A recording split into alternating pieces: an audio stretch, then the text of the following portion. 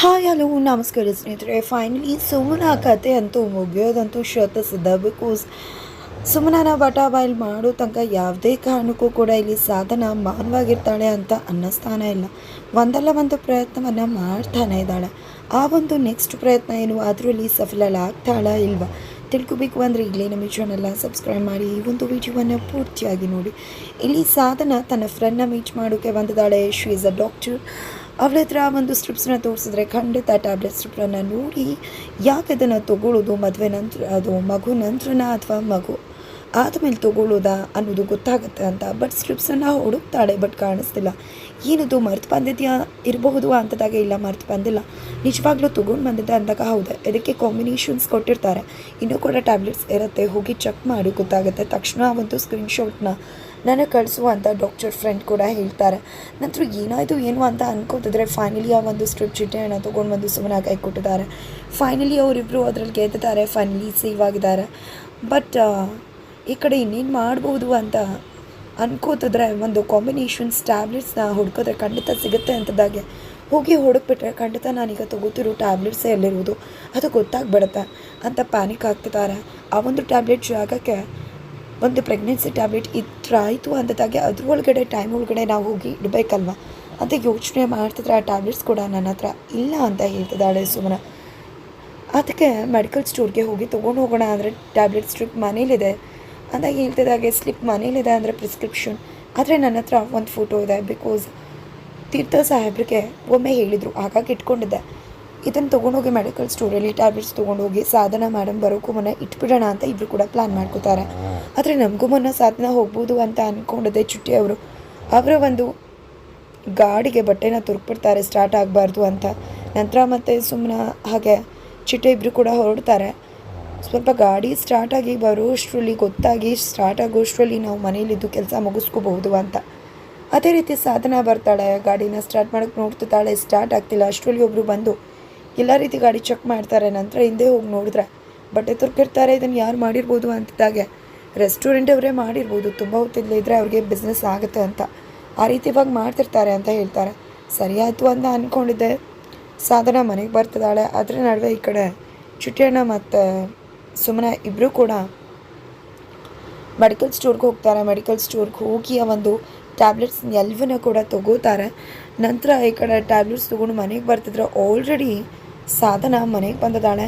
ಸುಮ್ಮನೆ ಬಂದಿರ್ಬೋದಾ ಅಂತ ಅಂದ್ಕೊಂಡು ಸುಮ್ಮನ ಅಂತ ನೋಡ್ತಾರೆ. ಸುಮ್ಮನೆ ಇರೋದಿಲ್ಲ. ತಕ್ಷಣ ಗೊತ್ತಾಗುತ್ತೆ ಸುಮ್ಮನೆ ಇಲ್ಲ ಅಂತ. ಆ ರೂಮ್ಗೆ ಹೋಗ್ತಾರೆ. ನಂತರ ರೂಮ್ಗೆ ಹೋಗಿದ್ದ ಈ ಕಡೆ ಎಲ್ಲ ಕಡೆ ಹುಡುಕ್ತಿದ್ದಾರೆ. ಅಷ್ಟರಲ್ಲೇ ಈ ಕಡೆ ಸುಮ್ಮನೆ ಮತ್ತು ಚುಟಿಯಣ್ಣ ಇಬ್ಬರು ಕೂಡ ಬರ್ತಾರೆ. ಆಲ್ರೆಡಿ ಸಾಧನ ಬಂದಿದ್ದಾಳೆ, ಏನು ಮಾಡೋದು ಅಂತ ಅನ್ಕೋತಿದ್ದಾರೆ. ನಂತರ ಈ ಕಡೆ ಒಳಗಡೆ ನೋಡ್ತಾರೆ, ಆಲ್ರೆಡಿ ಹುಡುಕ್ತಿದ್ದಾಳೆ ಸಾಧನ. ನೋಡಿದ್ದೆ ಇಬ್ಬರು ಕೂಡ ಪ್ಯಾನಿಕ್ ಆಗ್ತಿದ್ದಾರೆ. ಖಂಡಿತ ಹುಡುಕಿ ಎತ್ಕೊಂಡ್ಬಿಡ್ತಾಳೆ ಅಂತ.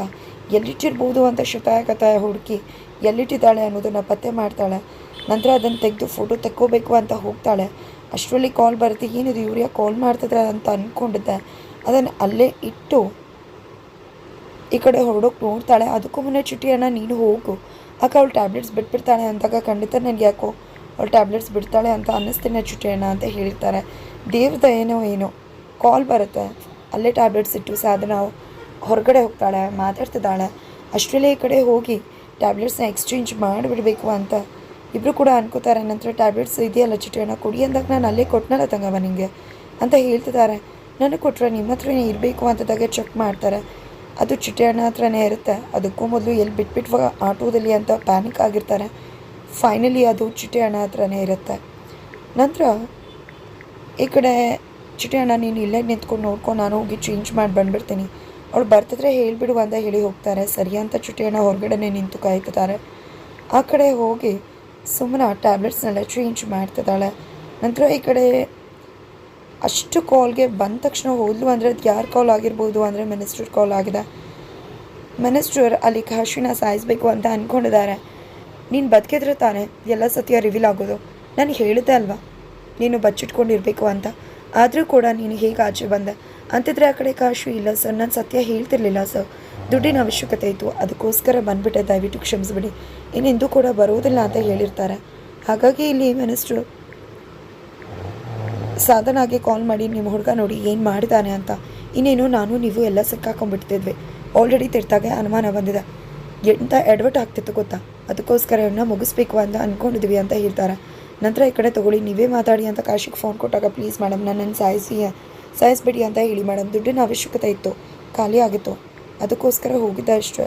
ಅದು ಕೊಟ್ಟಾಗ ಏನೂ ಇಲ್ಲ ಅಂದಾಗ ನಿನಗಷ್ಟು ದುಡ್ಡು ಬೇಕು ಅಂದಿದ್ರೆ ನನ್ನ ಕೇಳ್ಬೋದಿತ್ತಲ್ವ.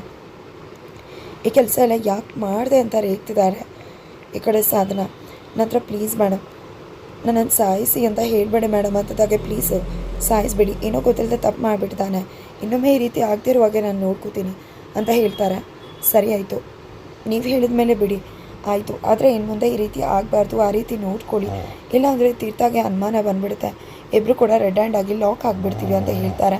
ನಂತರ ಈ ಕಡೆ ಚುಟೆ ನೋಡಿದ್ದೆ ಈ ಕಡೆ ಒಳಗಡೆ ಹೋಗಿ ಸುಮ್ಮನಾಗೆ ಸಹಾಯ ಮಾಡಿ ಇಬ್ಬರು ಕೂಡ ಬಚ್ಚಿಡ್ತಾರೆ. ಅಷ್ಟರಲ್ಲಿ ಈ ಕಡೆ ಸಾಧನ ಬರ್ತಿದ್ದಾಳೆ, ಅಷ್ಟರಲ್ಲಿ ಇಬ್ಬರು ಕೂಡ ಅಲ್ಲಿಂದ ಎಸ್ಕೇಪ್ ಆಗ್ತಾರೆ.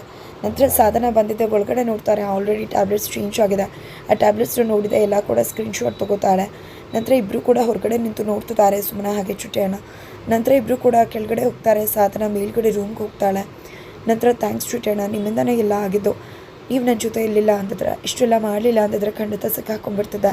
ಆದರೆ ಈ ವಿಶ್ವನ ತುಂಬ ದಿನ ಮುಚ್ಚಿಡೋಕ್ಕಾಗೋದಿಲ್ಲ ಅಂತ ಏನೂ ಯೋಚನೆ ಮಾಡಿಬಿಡ ತಂಗವ, ಎಲ್ಲ ಕೂಡ ಒಳ್ಳೇದಾಗುತ್ತೆ ಅಂತ ಚುಟೆಣ್ಣ ಸಮಾಧಾನ ಮಾಡ್ತಾರೆ.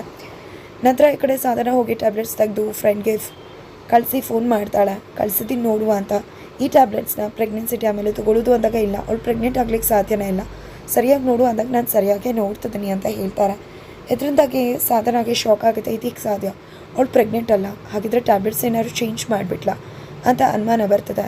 ನಂತರ ಈ ಕಡೆ ತೀರ್ಥಾಗೂ ಕೂಡ ಅನುಮಾನ ಬರ್ತದೆ, ಕಾಶಿ ಹೇಗೆ ತಪ್ಪಿಸ್ಕೊಂಡ, ಕಾಶಿನ ಕರ್ಕೊಂಡು ಹೋಗಿದ್ದು ಯಾರು, ಇದು ನನಗೆ ಮಿನಿಸ್ಟ್ರಿಗೆ ಬಿಟ್ಟರೆ ಬೇರೆ ಯಾರಿಗೂ ಕೂಡ ಗೊತ್ತಿರಲಿಲ್ಲ. ಅಂಥದ್ದು ಏನಾಗ್ತದೆ ಇಲ್ಲಿ, ನಮ್ಮ ಸುತ್ತಮುತ್ತನೇ ಯಾರು ಇದ್ದಾರೆ, ಅವರೇ ಇದನ್ನೆಲ್ಲ ರಿವೀಲ್ ಮಾಡ್ತಿದ್ದಾರೆ, ಏನು ಮಾಡಬೇಕು ಅಂತಲೇ ತೋಚ್ತಿಲ್ವಲ್ಲಪ್ಪ ಅಂತ ತೀರ್ಥ ಅನ್ಕೋತಿದ್ದಾರೆ. ಜೊತೆಗೆ ಸುಮ್ಮನೆ ಅವ್ರಿಗೆ ಹೀಗೆ ಹೇಳೋದು ಅವ್ರಿಗೆ ಖುಷಿಯಾದ ವಿಷಯ ಅಂತ ಹೇಳಿದೆ, ಆದರೆ ಯಾವುದೂ ಕೂಡ ಸಾಧ್ಯ ಆಗ್ತಾನೇ ಇಲ್ಲ, ಅಂದ್ಕೊಂಡಿದ್ದು ಯಾವುದೂ ನಡೀತಾನೇ ಇಲ್ಲ ಅಂತ ಬೇಜಾರು ಮಾಡ್ಕೋತಿದ್ದಾರೆ. ನಂತರ ಈ ಕಡೆ ಡಾಕ್ಟರ್ಗೆ ಫೋನ್ ಮಾಡಿದ ಸಾಧನಾಗೆ ಡಾಕ್ಟರ್ ಫ್ರೆಂಡ್ ಮತ್ತೊಂದು ಸಲಹೆ ಕೊಡ್ತಾರೆ. ನೋಡು, ನಿನ್ಗಷ್ಟು ಅನುಮಾನ ಇದ್ದರೆ ಅವಳನ್ನ ಚೆಕಪ್ ಮಾಡ್ತಿದ್ದಾರಲ್ವ ಡಾಕ್ಟರ್, ಅವ್ರನ್ನ ಹೋಗಿ ಭೇಟಿ ಮಾಡಿ ಮಾತಾಡಿಸುವ ಅಂದಿದ್ದಾಗೆ, ಹೌದು ಚೆಕಪ್ ಮಾಡ್ತಿರೋ ಡಾಕ್ಟ್ರನ್ನ ಹೋಗಿ ಭೇಟಿ ಮಾಡಿದ್ರೆ ಎಲ್ಲ ಕೂಡ ಗೊತ್ತಾಗುತ್ತೆ ಅಂತ ಅಂದ್ಕೊಂಡಿದ್ದೆ. ಫೈನಲಿ ಸಾಧನ ಸುಮ್ಮನೆ ಚೆಕಪ್ ಮಾಡೋ ಹಾಸ್ಪಿಟಲ್ಗೆ ಹೋಗಿ ಡಾಕ್ಟ್ರನ್ನ ಭೇಟಿ ಮಾಡ್ತಾಳೆ. ನಮ್ಮ ಸುಮ್ಮನೆ ಹೇಗಿದ್ದಾಳೆ, ಅವಳು ಹೆಲ್ತ್ ಹೇಗಿದೆ, ಪಾಪು ಹೇಗಿದೆ ಅಂತ ಎಲ್ಲ ವಿಚಾರ ಮಾಡ್ತಿದ್ದಾಳೆ. ಅದು ಅಂತ ಹೇಳಿ 1 ನಿಮಿಷ ಬರ್ತೀನಿ ಅಂತ ಹೇಳಿ ಫೈನಲಿ ಡಾಕ್ಟರ್ ಬಂದು ಸುಮ್ಮನಾಗೆ ಕಾಲ್ ಮಾಡ್ತಾರೆ. ನೋಡಿ ಸಾಧನ ಅವ್ರು ಬಂದಿದ್ದಾರೆ, ಸಾಧನ ಬಂದು ನಿಮ್ಮ ಹೆಲ್ತ್ ಬಗ್ಗೆ ಪ್ರೆಗ್ನೆನ್ಸಿ ಬಗ್ಗೆ ಕೇಳ್ತಿದ್ದಾರೆ ಅಂತಿದ್ದಾಗ ಈ ಕಡೆ ಸುಮ್ಮನೆ ಶಾಕ್ ಆಗ್ತಿದ್ದಾಳೆ. ದಯವಿಟ್ಟು ಹೇಳಬೇಡಿ, ಈ ವಿಷಯ ಗೊತ್ತಾದರೆ ಖಂಡಿತ ನಾನೇ ವಿಷಯ ಹೇಳ್ತೀನಿ, ದಯವಿಟ್ಟು ಮ್ಯಾನೇಜ್ ಮಾಡಿ ಡಾಕ್ಟರ್ ಪ್ಲೀಸ್ ಅಂತ ಹೇಳಿ ರಿಕ್ವೆಸ್ಟ್ ಮಾಡ್ಕೋತಾಳೆ. ಹಾಗಾಗಿ ಡಾಕ್ಟರ್ ಕೂಡ ಅಲ್ಲಿ ಸಾಧನ ಬಂದರೂ ಕೂಡ ಸುಮ್ಮನೆ ಪ್ರೆಗ್ನೆಂಟ್ ಆರಾಮಾಗಿದ್ದಾರೆ ಅಂತ ಹೇಳ್ತಾರೆ. ಪ್ಲೀಸ್ ಡಾಕ್ಟರ್ ನಿಜ ಹೇಳಿ, ನನಗೆ ಯಾಕೋ ಡೌಟ್ ಅಂದಾಗ ಆ ರೀತಿ ಏನೂ ಇಲ್ಲ ಅಂತ ಹೇಳ್ತಿದ್ದಾರೆ. ಹಾಗಿದ್ರೆ ಫೈನಲಿ ಸಾಧನ ಡಾಕ್ಟರ್ನ ಬಾಯಿ ಬಿಡಿಸೋದ್ರಲ್ಲಿ ಯಶಸ್ವಿ ಆಗ್ತಾಳೆ. ಡಾಕ್ಟರ್ ಸತ್ಯವನ್ನ ಬಾಯಿ ಬಿಟ್ಬಿಡ್ತಾರೆ.